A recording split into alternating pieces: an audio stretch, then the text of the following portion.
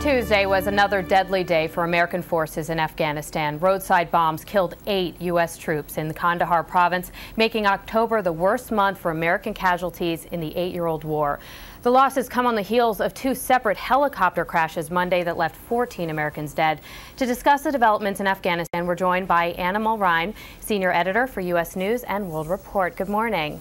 Good morning. First August, now October, and a lot of these attacks are IEDs and what the military has described as complex attacks.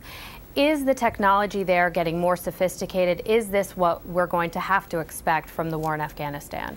It is getting more sophisticated, and as one of the generals on the ground described it to me as just the way you don't want the curve to look. It's going up. There are more IEDs being planted. They're more sophisticated. They're more technically capable. And in Afghanistan, there are large culverts that run underneath the roads, what few paved roads there are, and they're able to place large-scale explosives in these culverts. So 500-pound bombs that they roll into the culverts with wheelbarrows, and those can also just be devastating for vehicles. They have the ability to lift even the MRAPs up in the air and flip them over. So pretty substantial, high explosives.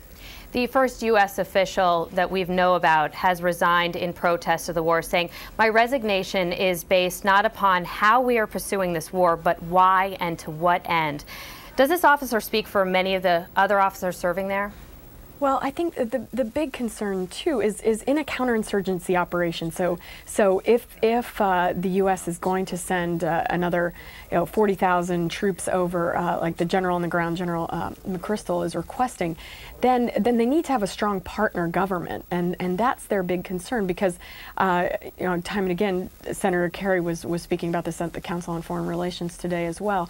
The Afghan government is corrupt. It's ineffective it doesn't have reach into large swaths of the country, and without a good solid government partner, or at least a less corrupt partner, then who is the U.S. backing? I think that's the question, and they really, there's a strong, and Ho mentioned this in his resignation letter as well. There's a need to tamp down on corruption to begin kind of clearing out the government of ineffective and corrupt officials, and get some more effective governance on the ground. Well, in regard to the government, the country has a runoff election set for November. How is that going to impact the stability in the country and also the violence there?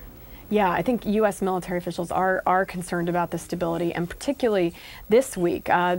So Afghan President Karzai's biggest contender is Dr. Abdullah, and he is demanding that the head of the Independent Afghan Election Commission resign. And this is a body that he said did not provide enough oversight during the August 20th elections. There was widespread fraud, mostly in Karzai's favor, and he's asking that at least 500 polling stations be shut down. These are polling stations that were in remote parts of the country where the voter turnout was low, but surprisingly, the ballot count was high. So kind of places that were prime areas for ballot stuffing, and that were remote, and so election monitoring officials couldn't reach these sites.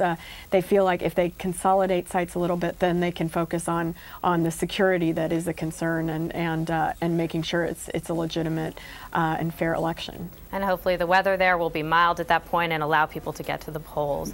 Yeah, absolutely. I think that's what they're hoping with the early November date. Anna Mulrine from U.S. News and World Report. Anna, thanks so much for your insight. We appreciate you being here. It's always a pleasure. Thank you.